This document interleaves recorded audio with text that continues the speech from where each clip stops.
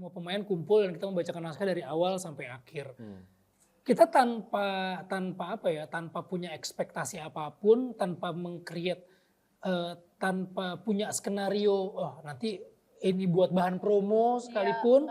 Kita memang benar-benar murni baca reading, tapi ternyata emosi dari kami yang sebagai cast-nya maupun sutradara maupun orang yang nonton termasuk Prilly sebagai produser yang nonton film itu emosinya tuh terbawa gitu.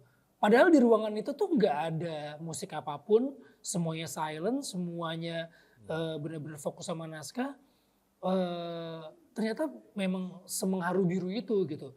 Itu jadi sesuatu yang positif dan negatif. Pertama positifnya adalah kita senang berarti skrip ini benar-benar kena, bukan cuma bagi cast-nya tapi juga orang-orang yang di luar cast-nya.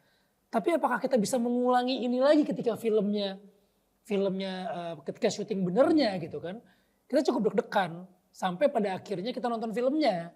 Sampai pada akhirnya kita nonton filmnya dan ternyata ya mudah-mudahan sih kita nggak bisa mengklaim ini menjadi sesuatu tontonan yang akan menarik buat kalian semua, tapi kita merasakan energi yang waktu kita ada di Big Reading itu rasanya itu bisa tersampaikan lewat film yang kita udah kerjakan gitu. Mau ditambahin mungkin Nak? Cukup. Sebenarnya balik lagi ya, film ini bukan menjual kesedihan gitu kan, dan tidak memaksakan untuk menangis dan tidak harus, hanya saja situasinya kalau kita berada di posisi itu, kami pun sebagai pemain tuh kayak masuk di situ dan kayak gitu loh. Karena kembali lagi ini hal yang kita istilahnya yang ditolak tuh empatinya kita gitu loh terhadap kena di mana.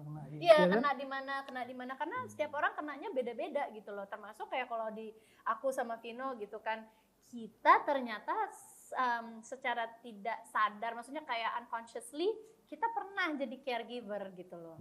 Jadi begitu kita nonton tuh kayak aku langsung flashback dengan kejadian pengalaman pribadi, padahal aku sudah menjadi penonton gitu loh, bukannya sebagai pemain. Waktu lagi pemain kan emang fokus main aja gitu. Begitu jadi penonton tuh kayak gitu, kena di hati kayak aku jadi inget lagi saat itu gitu loh.